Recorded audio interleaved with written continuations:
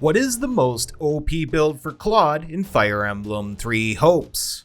This is a remake of my original build.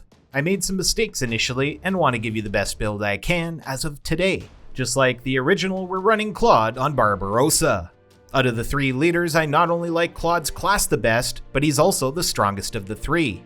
Well, while using their unique classes, that is. Same as before, we're running the Fail Not bow. This bow comes with the ability Windbender.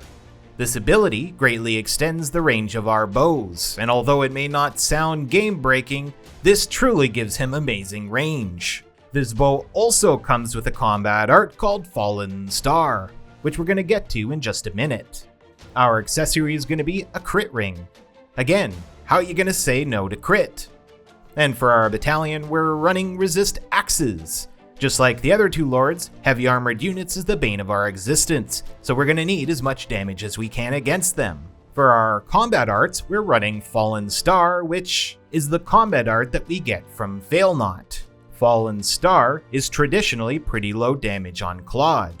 His growth rates push him into the direction of strength, but with the right stats, Fallen Star could shred armored units like no tomorrow. Wind God is our strongest combat art. When we combo this off of our insane range, the damage is out of this world. The fact that you can hit an enemy multiple times means we're likely to gain multiple hits, plus any hit after the first one gets the bonus damage from Wind Torn. If that wasn't already enough, this ability does bonus damage to every enemy type. Wind God is simply amazing. Dust Cloud is Claude's unique ability. This imbues our attacks with devastating wind. This means we can apply Wind Torn very easily, and Wind Torn gives us a bunch of bonus damage as long as the enemy's in the air. We could take advantage of this very easily. Not only that, but Dust Cloud functions as an essence of wind. And this ability transforms our wind combat arts, spells, strong attacks, and class actions into more powerful versions. This turns Wind God into one of the best combat arts in the entire game.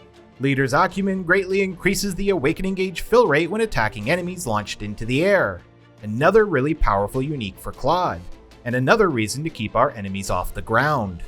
Foresight increases damage dealt to enemies by 50% when ordered to defend.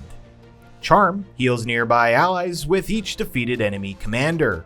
And Gauntlet Buster gives us a 100% damage boost against gauntlets. Now our abilities, don't forget to watch till the end to see where I got each one. Bow Prowess increases our damage by 30% while wielding a bow.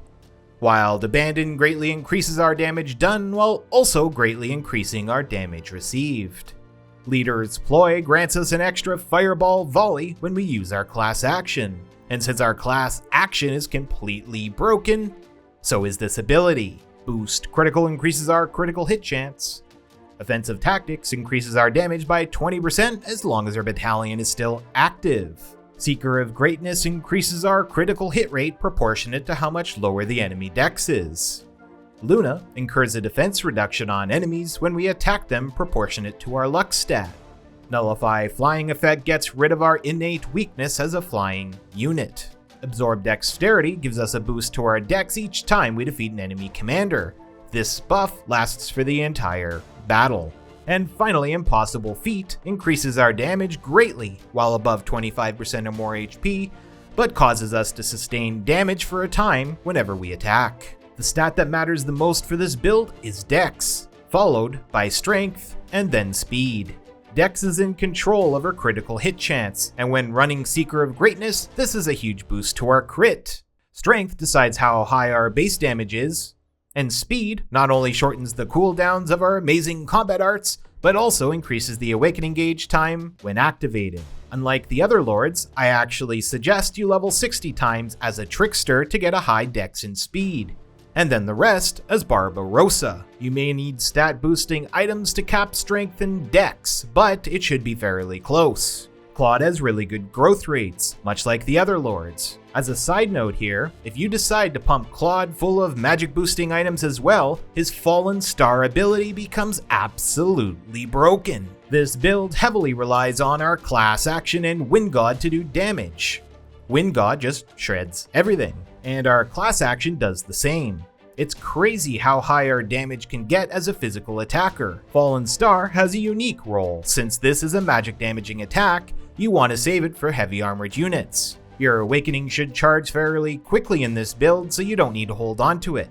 Use it whenever you think you can do the most damage, while Warrior Specials are the opposite. Hold on to these for either heavy armored commanders or end battle bosses. These charge a little slower. Now where did I get each ability? Bow Prowess is from Archer, Sniper, and Bow Knight. Wild Abandon from Brigand, Leader's Ploy from Wyvern Master, Boost Critical from Sniper, Offensive Tactics from Wyvern Rider, Seeker of Greatness from Barbarossa, Luna from Great Knight, Nullify Flying Effect from Wyvern Lord, Absorb Dexterity and Impossible Feat are both from Dark Bishop, Fallen Star from Veilknot, and Wind God from Barbarossa. I hope you liked today's video. If you did, consider dropping a like and subscribe for more. One build remains.